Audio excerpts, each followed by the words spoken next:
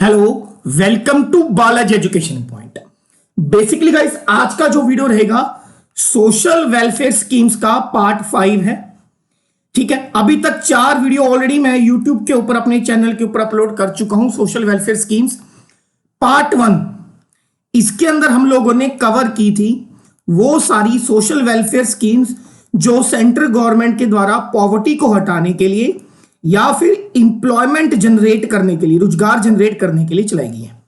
Second और third video के अंदर हम लोगों ने वो सारी इंपॉर्टेंट कम से कम 20 से 25 ऐसी स्कीम को कवर किया था जो कि वुमेन इंपावरमेंट यानी कि महिला सशक्तिकरण के लिए, महिलाओं के वेलफेयर के लिए सेंट्रल गवर्नमेंट के द्वारा चलाई गई है।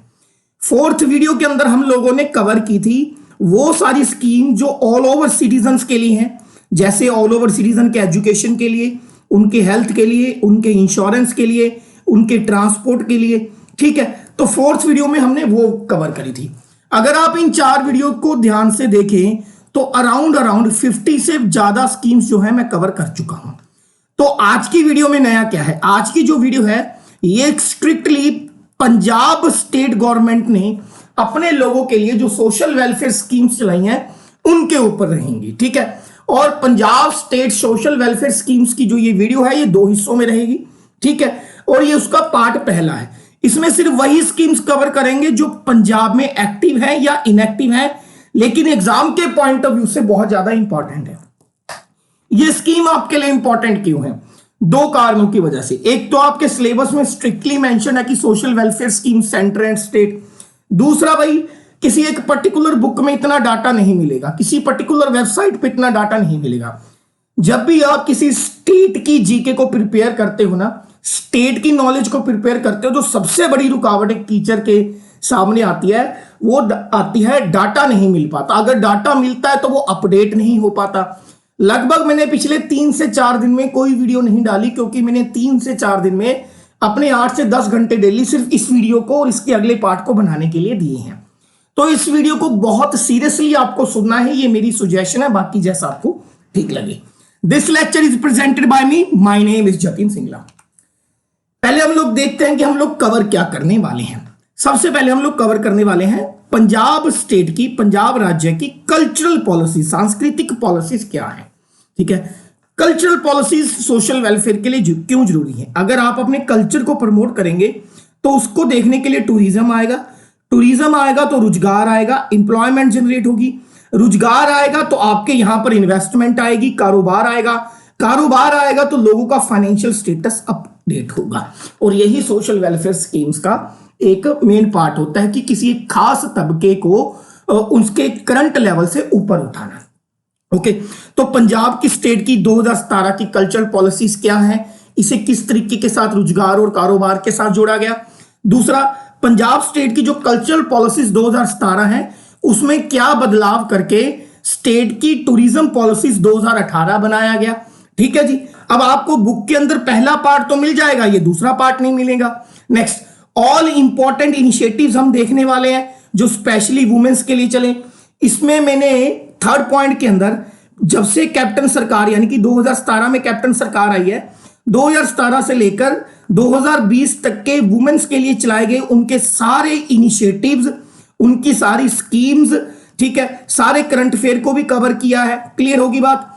ओके, और फोर्थ पे हम देखेंगे बहुचर्चित, बहुत ज्यादा चर्चित आटा दाल स्कीम। फिफ्थ वन न्यू आटा दाल scheme, smart ration card scheme and 7th one book bank scheme. ठीक है जी, चलिए शुरुआत करते हैं। सबसे पहले हमारे पास है पंजाब स्टेट कल्चरल पॉलिसीज 2017। पहला क्वेश्चन इसके नाम से ही बनता है, ठीक है, कि when was Punjab announced it's first state cultural policies. Punjab राज्य के द्वारा अपनी पहली कल्चरल पॉलिसीज को कब अनाउंस किया गया या इंट्रोड्यूस किया गया? ये इंट्रोड्यूस किया गया 2017 के अंदर। ठीक है, ठीक है। अब क्वेश्चन ये उठता है कि क्या पंजाब भारत का पहला ऐसा स्टेट था जिसने अपनी कल्चर पॉलिसीज बनाई? नहीं, Punjab is the second state after the Manipur जिसके पास अपनी एक कल्चरल पॉलिसीज थी। इसका मतलब क्या है कि पंजाब मणिपुर के बाद भारत का दूसरा ऐसा राज्य है जिसने अपने कल्चर को प्रमोट करने के लिए, कल्चर को प्रोटेक्ट करने के लिए, प्रिजर्व करने के लिए, ठीक है, और उसे एम्प्लॉयमेंट से जोड़ने के लिए एक पर्टिकुलर योजनाएं बनाई। तो पंजाब की पहली बार स्टेट कल्चरल पॉलिसीज कब आई? 2017, and Punjab become the second state after the Manipur जिसने Punjab state cultural policies announce करी। अब जो कल्चरल पॉलिसीज होती हैं वो दो तरीके की होती हैं। One is called tangible cultural policies, ठीक है, tangible cultural policies, and second one is called intangible cultural policies. Tangible basically होता है जिसको आप टच कर सकते हो, फिजिकल प्रेजेंट। इनटेंजिबल होता है जिसको आप टच नहीं कर सकते, जो सिर्फ एक सोच का, ठीक है, एक नॉलेज का हिस्सा है जिसका कोई फिजिकल आधार नहीं है। तो कल्चरल पॉलिसीज में सरकार ने टेंजिबल और इनटेंजिबल दोनों तरीके की चीजों को प्रोटेक्ट करने के लिए, बचाने के लिए, प्रिजर्व करने के लिए, संरक्षण करने के लिए, ताकि लंबे समय तक चल सके क्या हमारा रिच कल्चर एंड हेरिटेज, ठीक है। तो basically Punjab state cultural policies के अंदर हमने अपने टेंजिबल और इनटेंजिबल रिच कल्चर को बचाने की कोशिश करी है। अब भाई टेंजिबल का मतलब क्या है, कल्चर का टेंजिबल का मतलब क्या है? टेंजिबल का मतलब कैसे हो गया? जैसे हमारी कोई बिल्डिंग है जो हमारे कल्चर से जुड़ी है, ठीक है, जैसे हमारा कोई मॉन्यूमेंट है, ये इसका एक फिजिकल एविडेंस होता है। अब इनटेंजिबल का मतलब क्या हो गया? इनटेंजिबल का मतलब क्या हो गया? कोई ऐसी चीज की नॉलेज जो पंजाब के कल्चर से निकली है, ठीक है। अब नॉलेज को आप कैसे टच करोगे? इसका कोई फिजिकल आधार नहीं है। कोई स्किल, कोई ऐसी योग्यता, एग्जाम्पल के तौर पर अमृतसरी कुलचा लगा लो, ठीक है। अमृतसरी कुलचा जो है पंजाब की देन है, ठीक है। तो ये हमारी एक नॉलेज है, ये हमारी एक स्किल है, इसको बोलते हैं इनटेंजिबल हेरिटेज या इनटेंजिबल कल्चर, ठीक है। तो दोनों तरीकों के टेंजिबल और इनटेंजिबल कल्चर को बचाने के लिए पंजाब स्टेट कल्चर पॉलिसीज 2017 को इंट्रोड्यूस किया गया है, और ये मणिपुर के बाद पंजाब दूसरा ऐसा राज्य बना है, ठीक है। एक बार पढ़ के ही सुना देता हूं। Punjab government has notified new Punjab state culture policies. The state claims to have become the second state in the country after the Manipur to have such a policy for the protection, preservation, for its rich cultural heritage, both tangible and intangible, and passing it on the future generation. Clear होगी बात? Passing it on the future generation का मतलब कि अगर आज हम अपने rich cultural heritage को बचा के रखेंगे तभी वो हमारी जो आने वाली जनरेशन है वहां तक जा सकेगा। अब इसको बचाया कैसे जाएगा? बचाया जाने के लिए जो department of tourism and cultural affair है, ये पंजाब स्टेट कल्चरल पॉलिसीज का नोडल ऑफिसर होगा। नोडल का मतलब, नोडल डिपार्टमेंट का मतलब क्या होता है? मेन पावर जिसके पास रहेगी, मेन कंट्रोलिंग पावर जिसके पास रहेगी। तो क्वेश्चन क्या आ गया कि पंजाब स्टेट कल्चरल पॉलिसीज का मेन कंट्रोल किसके पास है? तो वो है tourism and cultural affair ministry के पास। क्लियर होगी बात? नेक्स्ट, अब भाई अकेले डिपार्टमेंट के बस की बात तो है नहीं, इतनी बड़ी पॉलिसीज को रेगुलेट करना, प्रमोट करना, अवेयर करना। तो सरकार ने कुछ लोगों की हेल्प रखी है, जैसे Punjab arts council shall be the apex level implement body to carry out the task assigned to it from the time to time, ठीक है। अब एक संस्था है जिसका नाम है पंजाब आर्ट्स एंड काउंसिल, ठीक है, ये एक सरकारी संस्था है। ये अपेक्स यानी कि सबसे बड़ी बॉडी रहेगी, जो भी काम इसे tourism and cultural affair ministry देगी उसे ये इंप्लीमेंट करेगी डायरेक्टली और इनडायरेक्टली। क्लियर होगी बात? ठीक है। नंबर 1 पे क्या है देखो, पूरा मैं आपको एक क्राइटेरिया समझा देता हूं। नंबर 1 पे रहेगा tourism and cultural affair minister, जो सारी की सारी कंट्रोलिंग पावर इसके पास होगी, सारे डिसीजन लेने का पावर इसके पास होगा। इसके नीचे 2 संस्थाएं काम करेंगी। पहली होगी Punjab arts and council body, ठीक है, जो tourism and culture affair ministry इनको जो भी काम देगी उसे डायरेक्टली और इनडायरेक्टली इंप्लीमेंट करने का काम इसके पास रहेगा, ठीक है। अब जो policy tourism and cultural affair ministry ने बनाई है, इंप्लीमेंट तो करेगी पंजाब आर्ट्स एंड काउंसिल, ठीक है। उसको लोगों तक जो है हमें प्रमोट करना पड़ेगा, ठीक है, लोगों को अवेयर करना पड़ेगा कि हमारे यहां पर ये कल्चर है, ताकि ज्यादा से ज्यादा टूरिज्म आ सके, रोजगार आ सके। तो लोगों तक प्रमोट करने का और प्रमोशनल एक्टिविटीज का जितना भी काम है वो करेगा Punjab Sahitya academy, very very important, ठीक है। और पंजाब साहित्य अकेडमी है कहां पर, याद रहे पंजाब साहित्य अकेडमी है दिल्ली के अंदर, ओके। तो 3 संस्थाएं मिलके इस पूरी कल्चर पॉलिसीज को रेगुलेट करेंगी, ठीक है। नंबर 1 पे tourism and culture affair minister जो टॉप पे रहेगा, कंट्रोलर रहेगा।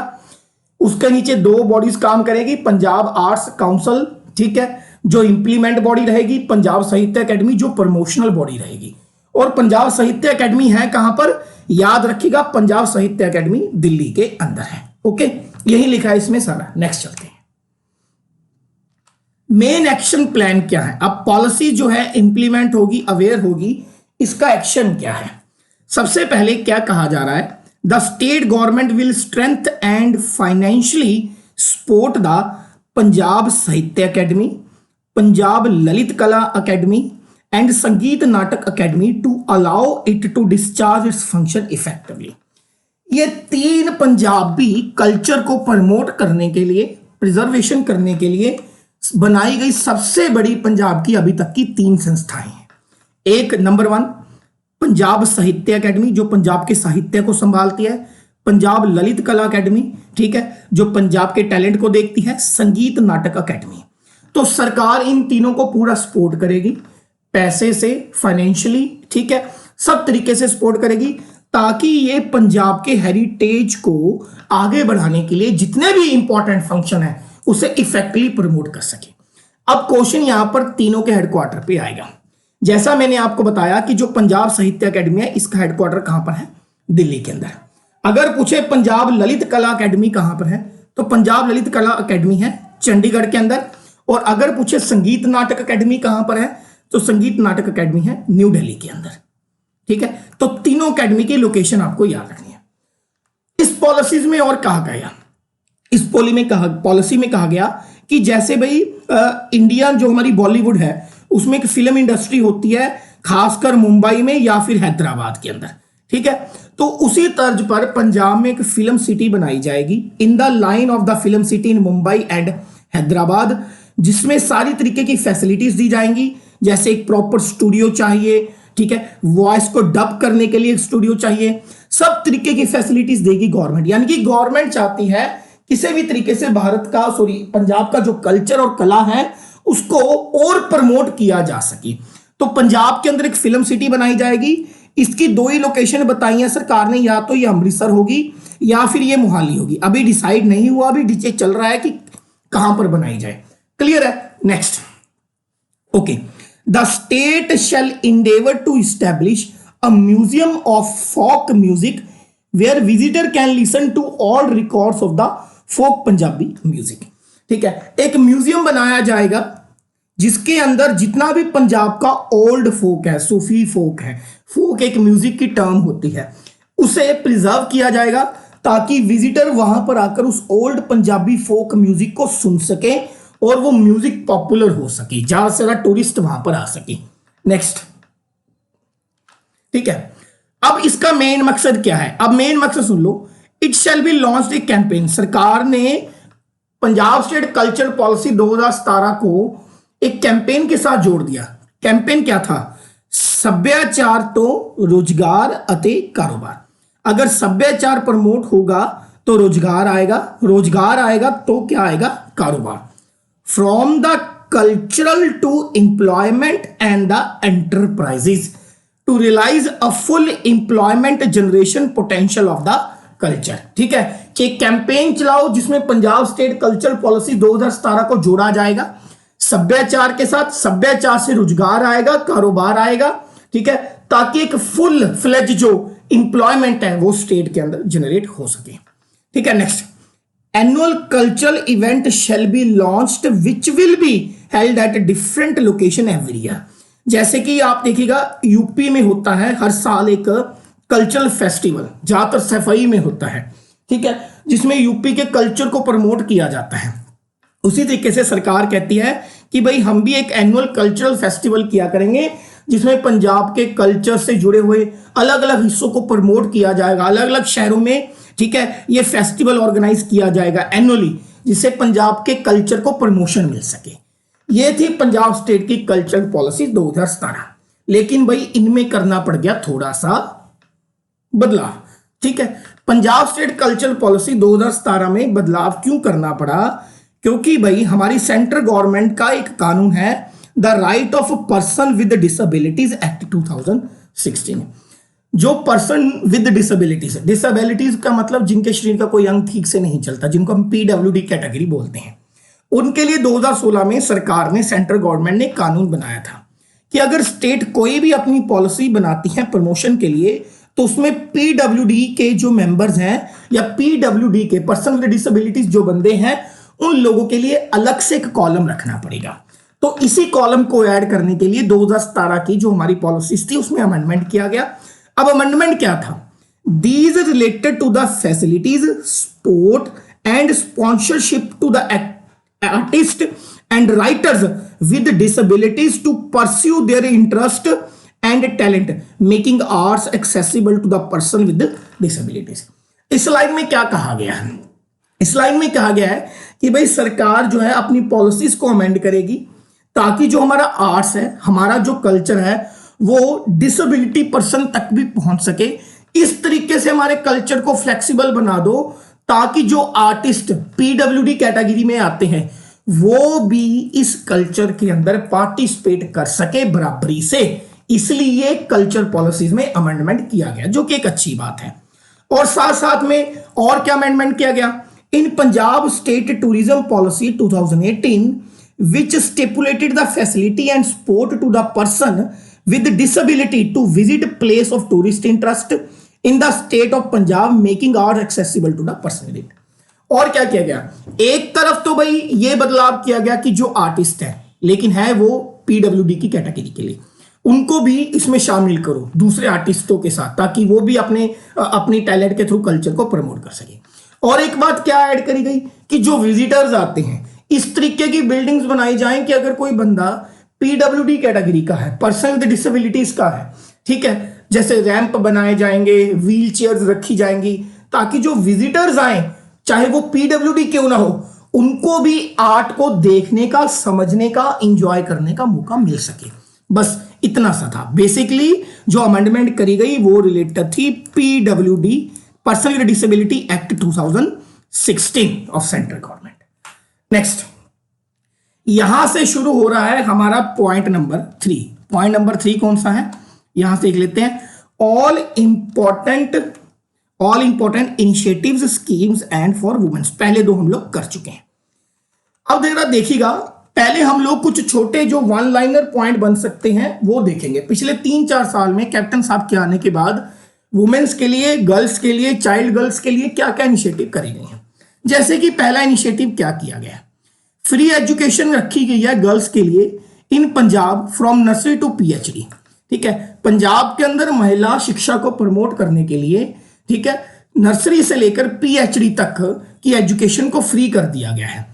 On 19 June 2017 Punjab government announced free education for girls in government school and colleges from nursery to PhD. Clear होगी बात? ठीक है, महिला शिक्षा को बढ़ावा देने के लिए, वुमेन इंपावरमेंट को बढ़ावा देने के लिए, वुमेन सोशल वेलफेयर को बढ़ावा देने के लिए पंजाब सरकार ने 2017 में जितने भी सरकारी स्कूल्स या कॉलेजेस हैं उसमें महिला शिक्षा को पीएचडी लेवल तक फ्री कर दिया है। यह पहला पॉइंट था। दूसरा, ये आएगा पक्का 130% कोल के पीछे लो।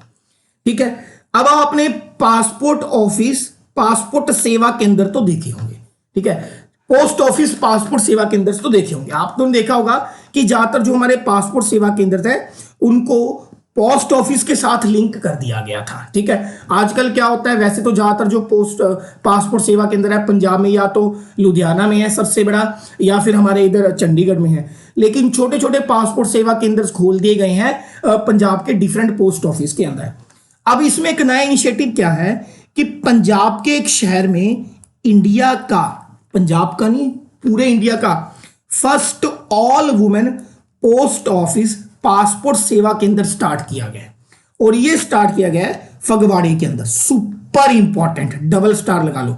ठीक है, इंडिया का, ना सिर्फ पंजाब का, all women post office passport सेवा केंद्र, इंडिया का पहला ऑल वुमेन पासपोर्ट सेवा केंद्र कहां ओपन किया गया? ये ओपन किया गया फगवाड़े के अंदर। Very very important. Punjab on 14 May 2018 that is run by all women team begins operation in Phagwara Punjab. Clear होगी। और ये वाला जो फगवाड़ा में पासपोर्ट ऑफिस सेवा केंद्र ओपन किया गया था, ये इंडिया का 192 यानी कि 192 पीओपीएस के था, यानी कि पोस्ट ऑफिस पासपोर्ट सेवा केंद्र था, लेकिन कंप्लीटली रन बाय वुमेन के द्वारा ये पहला था। तो क्वेश्चन क्या आएगा कि पंजाब के अंदर इंडिया का first all women post office से पासपोर्ट सेवा केंद्र ओपन किया गया। लोकेशन कहां है? फगवाड़ा। अगला पॉइंट, ये भी इंपॉर्टेंट है। जैसे 2017 में कैप्टन साहब की सरकार आई तो उन्होंने पंजाब गवर्नमेंट के अंदर हर एक पंजाब गवर्नमेंट, चाहे वो कॉन्ट्रेक्चुअल बेस्ड हो चाहे वो परमानेंट जॉब्स हो, 33% रिजर्वेशन जो है वुमेन्स के लिए अलाउ करी थी। Very very important. तो क्वेश्चन क्या आएगा कि पंजाब के अंदर ऑल गवर्नमेंट जॉब्स के अंदर वुमेन्स के लिए मिनिमम रिजर्वेशन कितनी है? That is 33%। अब भाई कई सेक्टर्स में तो ऑलरेडी 33% थी, तो वहां पर इन्होंने 33% से बढ़ाकर वुमेन्स रिजर्वेशन को 50% कर दिया। क्वेश्चन क्या आ गया? किस फील्ड के अंदर पंजाब स्टेट गवर्नमेंट ने वुमेन रिजर्वेशन को 33% से बढ़ाकर रिसेंटली 50% किया है? वो है हमारी पंचायत समिति एंड जिला परिषद फील्ड के अंदर। पंचायत समिति और जिला परिषद के अंदर 18 अक्टूबर 2018 को पंजाब गवर्नमेंट ने वुमेन रिजर्वेशन को 33% से बढ़ाकर कितने परसेंट कर दिया? Increase from 30% to 50%। ठीक है। एंड और पहले ये सिर्फ 30% थी, ये आपको याद रखना है। नेक्स्ट, पंजाब गवर्नमेंट के द्वारा 2017-18 में एक ऐप लॉन्च करेगी, दैट इज नोन एज शक्ति app. Super important question. Direct question बनता है कि for the women safety which of the following app launched by the Punjab government? महिला सुरक्षा के लिए निम्नलिखित में से कौन सा मोबाइल एप्लीकेशन लॉन्च किया गया है? शक्ति ऐप। अब शक्ति क्या है? एक ऐप है, ठीक है। Shakti a women safety mobile app is being launched by the state government by which womens in distress. Womens in distress का मतलब चाहे वो किसी भी तरीके की प्रॉब्लम है, जैसे स्नैचिंग। स्नैचिंग का मतलब कोई उनका सामान या पर्स खींच के चला गया, रॉबरी हो गई और अदर कोई भी क्रिमिनल एक्टिविटीज हो गई।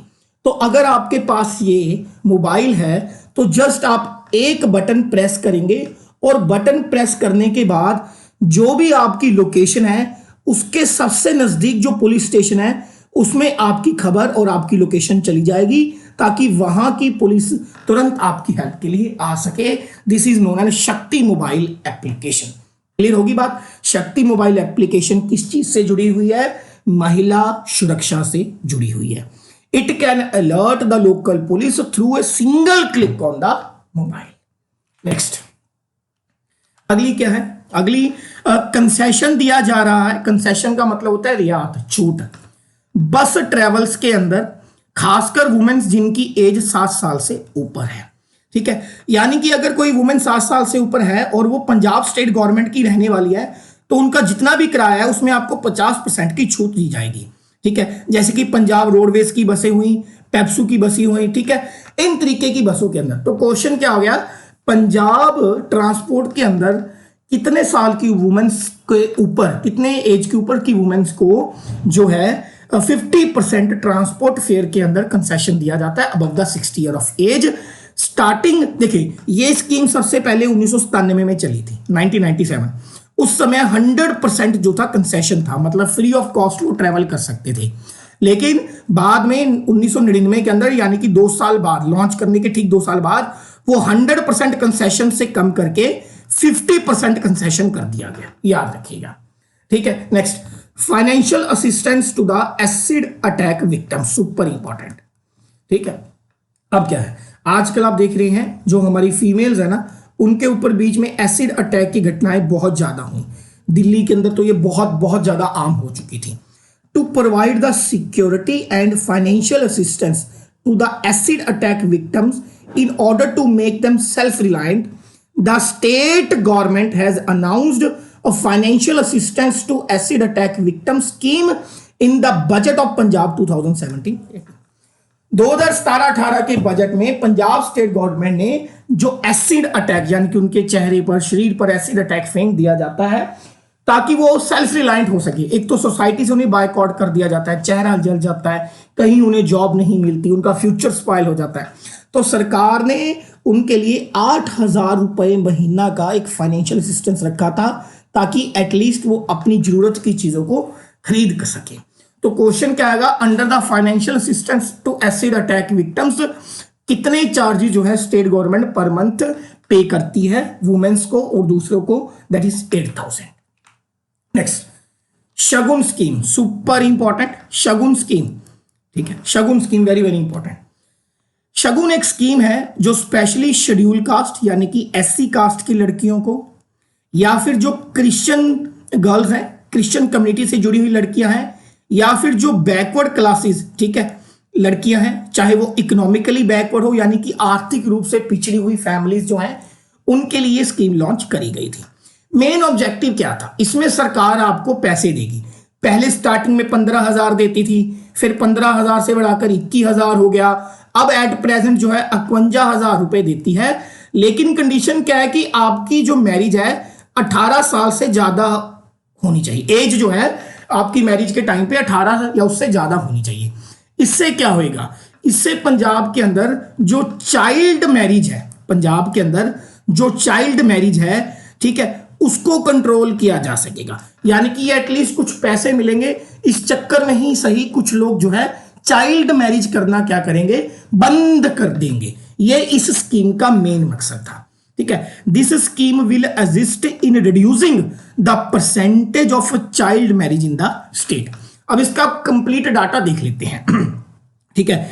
एक तो लड़कियां एससी कास्ट की हो या क्रिश्चियन गर्ल्स हो या आर्थिक रूप से पिछड़ी हुई फैमिली की हो। और क्या है, it was launched by the Punjab government in 1997 and 1998। 1997-98 में सबसे पहली बार लॉन्च करी गई for the schedule caste and the Christian girls only. उस समय इस स्कीम के अंदर आपको 15,000 रुपए दिए जाते थे on the marriage who are above the 18 years of age उस समय, ठीक है। और ये दिए किन लोगों को जाते थे, एक तो भाई ये कास्ट होगी, कास्ट होगी सिर्फ काफी नहीं है, आपकी फैमिली की एनुअल इनकम अगर आप रूरल एरियाज के अंदर रह रहे हैं 20,000 रुपए से कम होनी चाहिए, और अगर आप अर्बन एरियाज के अंदर रह रहे हैं तो आपकी फैमिली की इनकम 27,500 रुपए से कम होनी चाहिए। शेड्यूल कास्ट होनी चाहिए, क्रिश्चियन गर्ल्स होनी चाहिए, बैकवर्ड होनी चाहिए इकोनॉमिकली, ठीक है, और आपकी सालाना इनकम जो है 20,000 रुपए से रूरल एरिया में और 27,500 रुपए से अर्बन एरिया में कम होनी चाहिए। 2017 में इस गवर्नमेंट ने शगुन स्कीम का नाम बदलकर आशीर्वाद स्कीम कर दिया। ये इंपॉर्टेंट क्वेश्चन है कि शगुन स्कीम का नाम बदलकर क्या रखा गया, आशीर्वाद स्कीम। और साथ ही साथ जो पहले 15,000 मिलते थे उसमें इंक्रीज करके 21,000 कर दिए गए। 2019 के बजट में उस समय हमारे फाइनेंस मिनिस्टर मनप्रीत सिंह बादल ने शगुन स्कीम में यानी कि आशीर्वाद स्कीम में 21,000 रुपए से बढ़ाकर 51,000 रुपए कर दिए थे। तो एड प्रेजेंट शगुन स्कीम में 51,000 की जो है हेल्प मिलती है। क्वेश्चन क्या आएगा, शगुन स्कीम किन के लिए, शेड्यूल कास्ट, क्रिश्चियन गर्ल्स और आर्थिक रूप से पिछड़े हुए परिवार जिनकी सालाना इनकम, ठीक है, रूरल एरियाज में 20,000 रुपए से और अर्बन एरियाज में 27,500 रुपए से कम है। क्वेश्चन एक और बनता है, मेन ऑब्जेक्टिव क्या है, चाइल्ड मैरिज को रोकना। पैसे आपको तभी मिलेंगे ना जब आपकी एज 18 या उससे ज्यादा की होगी, उससे चाइल्ड मैरिज रुक जाएगी, क्योंकि 18 साल तक ही हमारे यहाँ लॉ है कि 18 या उससे ऊपर की वुमेन मैरिज कर सकती है। नेक्स्ट, अगला है जी हमारे पास बेबे नान की लाडली कल्याण स्कीम, वेरी वेरी इंपॉर्टेंट। बेबे नान की लाडली कल्याण स्कीम, ये स्कीम 13th फाइनेंस कमीशन था, 13वां फाइनेंस कमीशन था, उसके अंदर ये लॉन्च करी गई थी। अब आपको पता होना चाहिए कि जो हमारा फाइनेंस कमीशन है वो इंडियन कॉन्स्टिट्यूशन के आर्टिकल 280 में आता है, ठीक है। Finance commission of India comes under the article of 280 of Indian constitution, और ये प्रेसिडेंट के द्वारा जो है निर्वाचित किया जाता है। तो बेबे नान की लाडली कल्याण स्कीम जो है 13वें फाइनेंस स्कीम के दौरान लॉन्च करी गई थी, ठीक है, to measure and to improve the sex ratio. Male और वुमेन्स के बीच में जो लिंग अनुपात है उसे इंप्रूव किया जा सके, तब ये स्कीम चलाई गई थी 2011-12 के अंदर। ठीक है भाई। नेक्स्ट, मेन क्या था? मेन ऑब्जेक्टिव था कि जो फीमेल फेटिसाइड होता है, कन्या भ्रूण हत्या, ठीक है, महिला भ्रूण हत्या, ठीक है, पेट के अंदर ही उन्हें अबॉर्शन करवा के मार दिया जाता है, उसे रोका जा सके। अब उसे रोका कैसे जा सकेगा? अगर आप एक लड़की के पेरेंट्स को फाइनेंशियल असिस्टेंस दोगे कि भाई आपको ये सोचने की जरूरत नहीं है कि एक लड़की आपके ऊपर बर्डन है, गवर्नमेंट आपका कुछ खर्चा उठाएगी। जैसे कि under this scheme an amount of ₹20,000 will be deposit with LIC पर गर्ल पर बेनिफिशियरी। ठीक है, यानी कि 20,000 रुपए एक लड़की के अकाउंट में डिपॉजिट करवा दिए जाएंगे, साथ में उसे लाइफ इंश्योरेंस कॉर्पोरेशन LIC की तरफ से बीमा योजना पॉलिसी भी दी जाएगी, लाइफ इंश्योरेंस पॉलिसी भी दी जाएगी। टोटल 18 साल की उम्र होने तक सरकार उस लड़की के अकाउंट में 61,000 रुपए तक डिपॉजिट कराएगी टाइम टू टाइम। ठीक है, तो बेबे नान की लाडली कल्याण स्कीम जो है 2011-12 में चलाएगी 13वें फाइनेंस कमीशन के अंडर। मेन ऑब्जेक्टिव क्या था? मेल फीमेल के बीच में जो चाइल्ड सेक्स रेशियो है उसे बढ़ाया जा सके। मेल फीमेल के बीच में जो सेक्स रेशियो का अनुपात घटता जा रहा है स्टेट में, उसे बढ़ाया जा सके। क्लियर है? अब कैसे मिलेंगे 61,000 रुपए? यहां से देखिए, अगर एक लड़की का बर्थ होता है on the birth of new born girl child, अब उसकी एज 0 साल है, 2100 रुपए उसे LIC की तरफ से दिए जाएंगे। जब उसकी एज 3 साल होगी और उसने अपने इम्यूनिटी के लिए जितने भी हमारे टीके वगैरह होते हैं वो लगवा लिए, तो उसे 2100 रुपए और दिए जाएंगे। जब वो फर्स्ट क्लास में एडमिशन देगी 6 साल की उम्र में, 2100 रुपए फिर से दिए जाएंगे। 9th क्लास तक पहुंचते पहुंचते 14 साल की उम्र तक उसको फिर से 2100 रुपए और दे दिए जाएंगे। ठीक है, 18 साल की उम्र तक अगर वो 12वीं क्लास पास कर चुकी है तब 31,000 रुपए उन्हें उसके अकाउंट में और दिए जाएंगे। उसके बाद अगर वो पढ़ना चाहती है, ठीक है, तो उन्हें फिर से अलग से पैसे दिए जाएंगे। इस तरीके से स्कीम के अंदर पैसे देने का प्रावधान है। बेसिकली क्वेश्चन क्या बनेगा? बेबे नान की लाडली कल्याण स्कीम स्टेट गवर्नमेंट ने किस इंश्योरेंस पॉलिसीज के साथ मिलकर चलाई है? तो वो है LIC, life insurance corporation. Next, Mai Bhago Stree शक्ति स्कीम जो कि लॉन्च करी गई 2007 के अंदर। अब माई भागो स्त्री शक्ति स्कीम क्या है? सबसे पहले हम माई भागो के बारे में जान लेते हैं। ठीक है, the scheme gets inspiration from the legendary great women from the history of Punjab who become an inspire and motivation figure for the great 40 muktas of the Sikh history. She is also known as a symbol of power and the faith. 40 Muktas के बारे में आपने सुना होगा, ठीक है, जिनको 40 शहीद भी कहते हैं। इन्हीं 40 मुक्ता के नाम पर मुक्तसर का नाम पड़ा है। तो इन्हीं 40 मुक्ता को माई भागो ने इंस्पायर किया था, ठीक है, युद्ध लड़ने के लिए। उनके नाम से ही ये स्कीम चलाई जा रही है। अब ये स्कीम है क्या? ठीक है, मेनली ये स्कीम है रूरल एरियाज के लिए, ठीक है, पेंडू इलाके वास्ते। अब क्या है इसमें देखते हैं। The government of Punjab has introduce my Bhago Stree शक्ति scheme for the welfare of women residents in rural areas. The scheme intends to help women for establish micro and small business in rural areas। ठीक है, launched by the Punjab corporation department. इस scheme को Punjab corporation department ने launch किया, specially Punjab की जो rural तबके में रहने वाली वुमेन्स हैं वो अपने पैरों पर खुद खड़ी हो सके, छोटा मोटा बिजनेस लगा सके। ठीक है, माइक्रो स्मॉल एंटरप्राइजेस का मतलब होता है छोटा बिजनेस लगा सके, चाहे एक वुमेन अकेली लगाए, चाहे वो क्लस्टर यानी कि ग्रुप में बनाकर लगाए, ताकि वो खुद अपने पैरों पर खड़ी हो सके। उसके लिए ये स्कीम चलाई गई थी और इसे लॉन्च किया गया था पंजाब कॉर्पोरेशन डिपार्टमेंट ने। इस स्कीम के तहत आपको एक लोन दिया जाएगा ओनली 5% इंटरेस्ट रेट के ऊपर, और ये लोन दिया जाएगा बाय द एग्रीकल्चर सोसाइटीज। ठीक है, माई भागो स्त्री शक्ति स्कीम के तहत आपको 5% के ऊपर लोन दिया जाएगा, ताकि आप जो रूरल एरियाज में रहने वाली महिलाएं हैं वो अपने पैरों पर खुद खड़ी हो सके। ठीक है, और इसके साथ साथ वो अपने फैमिलीज की जो फाइनेंशियल पोजीशन है उसे इनलार्ज कर सकें, बड़ा कर सकें। ठीक है, और जो एक वुमेन है उनके डेली की जो आमदन है उसमें इंक्रीमेंट हो सके। माई भागो स्त्री शक्ति स्कीम चलाई गई। दो क्वेश्चन बनेंगे। माई भागो स्त्री शक्ति स्कीम कब चलाएगी? 2007 में। मेन रीजन क्या था माई भागो स्त्री शक्ति स्कीम का? ताकि जो रूरल एरियाज में रहने वाली महिलाएं हैं उनके लाइफ स्टेटस को ऊपर उठाया जा सके। नेक्स्ट, नन्ही छां स्कीम ज्यादा इंपॉर्टेंट नहीं है बट मैंने कवर कर दी है इसलिए डिटेल में नहीं करी। ठीक है, स्टार्टिंग ये करी गई थी, एक हमारी मेडिकल ग्रुप की कंपनी है रणबैक्सी। ठीक है, स्टार्ट किया गया था रणबैक्सी ग्रुप के द्वारा। बाद में जो बठिंडा से एमपी थी Harsimrat Kaur Badal, at present cabinet minister हैं फूड प्रोसेसिंग के अंदर। ठीक है, उन्होंने 27 अगस्त 2008 को इसको पूरे पंजाब में लॉन्च किया गया। इसका मेन मकसद क्या था कि एक एक्सपेरिमेंट के तौर पर ये चलाई गई थी for the protection of the girl child and our fragile environment. देखिए, एक लड़की पैदा होती है, उसको किस तरीके से समाज से बचाया जा सके ताकि उसका शोषण ना हो। ठीक है, ताकि फीमेल फेटिसाइड ना हो, इस तरीके का इन्वायरमेंट पैदा करना है। इन्वायरमेंट कैसे पैदा होगा? लोगों को अवेयर करके, ठीक है, लोगों को जागरूक करके, लॉज बनाकर। तो ये स्कीम उन सारी चीजों के तहत चलाई गई थी। ठीक है, this project is to create awareness against female foeticides and dwindling number of the trees. ठीक है, ताकि जो हमारी महिलाओं की संख्या कम होती जा रही है एज कंपेयर टू मेल, उस संख्या को फिर से बढ़ाने के लिए नन्ही छां स्कीम चलाई गई थी। Next, now will move to atta dal scheme. बहुत चर्चित स्कीम है आटा दाल स्कीम। 15 अगस्त 2007 को लॉन्च करी गई थी। Under the this scheme identified families whose annual income is less than ₹30,000 are being distributed. Atta dal scheme क्या थी?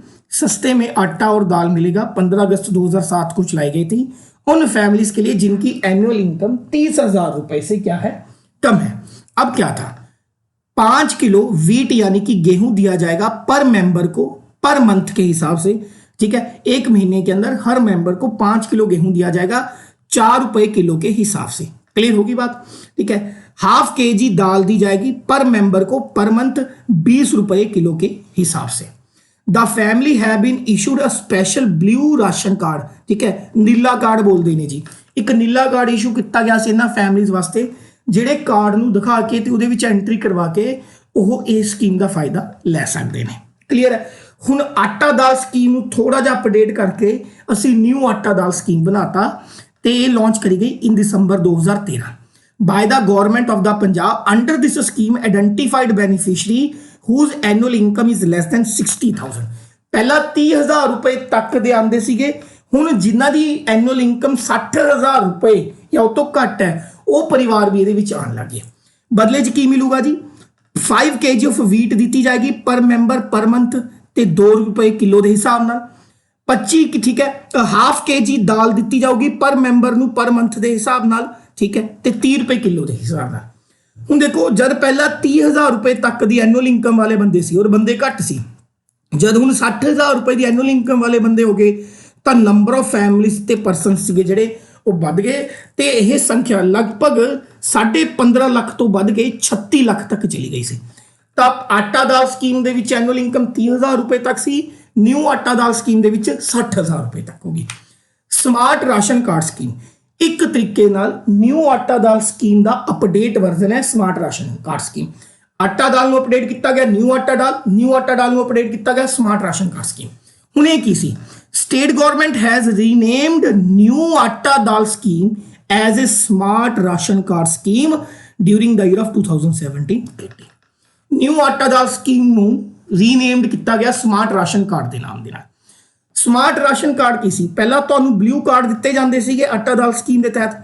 हुण ब्लू कार्ड नूं जिहड़ा सी रिप्लेस कर दिता गया ई पॉज दे नाल। ई पॉज का मतलब की हुंदा है? Electronic point of sale. ठीक है, इलैक्ट्रॉनिक पॉइंट ऑफ सेल की हुंदा भी जब भी देखो तुसी ATM दे विचों जब कोई ऑनलाइन शॉपिंग करदे हो ना, उस तो बाद उहदी जिहड़ी है लिस्ट कढवाओगे तुसी बैंक दे विचों तो उत्थे लिखिया हुंदा EPOS, electronic point of sale. मतलब जब भी कोई बंदा राशन लेगा उहदी एंट्री ऑलरेडी इंटरनेट ते चढ़ जाएगी, उन्होंने कापी रखने की लोड़ नहीं। सरकार को परमानेंट डाटा रहूगा इंटरनेट के उत्ते भी किहड़ा बंदा है जिहड़ा किन्नी दाल या किन्ना आटा लेके जा चुका है। इनू बोलते हैं स्मार्ट राशन कार्ड स्कीम। ठीक है जी। नैक्सट है जी बुक बैंक स्कीम 2017। ठीक है, ये मैनू थोड़ी यूनिक लगी तो मैं कवर कर दिता। ਹੁਣ ਪੰਜਾਬ ਗਵਰਨਮੈਂਟ ਨੇ ਬੁੱਕ ਬੈਂਕ ਸਕੀਮ ਚलाई ਸਕੂल्स ਦੇ ਵਿੱਚ। ਇਹਦੇ ਵਿੱਚ ਕੀ ਸੀ ਵੀ ਜਿਹੜੇ ਜਿਵੇਂ मान लो कोई बच्चा 7th क्लास में है, अब वो 7वीं क्लास से पढ़कर पास होकर 8वीं क्लास में चला गया, अब उसकी जो बुक्स हैं वो ज़्यादातर खराब जाती हैं, तो वो क्या करेगा, अपनी बुक्स अपने स्कूल को एज ए बुक बैंक के तौर पर फ्री में डोनेट कर देगा।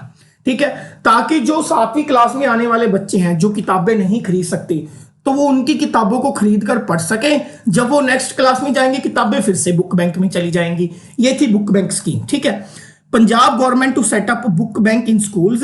Punjab government took a decision to set up book banks in all schools.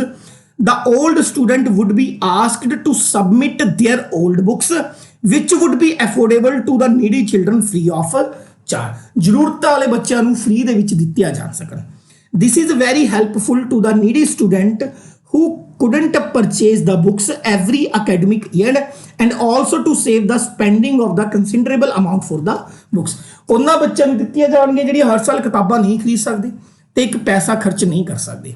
ਠੀਕ ਹੈ, ਇਹਦੇ ਨਾਲ ਇੱਕ ਫਾਇਦਾ ਹੋਰ ਕੀ ਹੋਵੇਗਾ ਕਿ ਜਦ ਇੱਕੋ ਹੀ ਕਿਤਾਬ ਨਾਲ ਬਹੁਤ ਸਾਰੇ ਬੱਚੇ ਪੜ੍ਹਨ ਲੱਗ ਜਾਣਗੇ ਤਾਂ ਨਿਊ ਬੁੱਕਸ ਦੀ ਛਪਾਈ ਘਟ ਜੂਗੀ, ਤਾਂ ਜਿਹੜਾ ਪੇਪਰ ਦਾ ਇਸਤੇਮਾਲ ਹੈ ਉਹ ਘਟ ਜੂਗਾ, ਤਾਂ ਟਰੀ ਵੀ ਬਚ ਜਾਣਗੇ। ਠੀਕ ਹੈ, it prevent the paper wastage, precious time and money of the student. ये थी बुक बैंक स्कीम। क्लियर होगी बात? सबको जितना मैंने बताया उतना पी जाओ, आपको कहीं से इतना डाटा नहीं मिलेगा। और नेक्स्ट करते हैं हम लोग महात्मा गांधी सर्वत्र विकास योजना। महात्मा गांधी सर्वत्र विकास योजना लॉन्च करी गई थी रिपब्लिक डे वाले दिन 26 जनवरी 2018 को। पंजाब के chief minister captain Amarinder Singh ने इसको लॉन्च किया था। The Mahatma Gandhi Sarvatra Vikas Yojana to help the distressed section of the society. Distressed society का मतलब क्या होता है? हर साल किसी ना किसी आपदा की वजह से समाज का एक खास तबका होता है जो टेंशन में होता है, दबाव में होता है। बेसिकली जैसे कि फार्मर्स, ज़्यादातर फार्मर्स बाढ़ आने की वजह से किसान जो है खुदकुशी कर लेते हैं, उनको बोलते हैं distressed section of the society.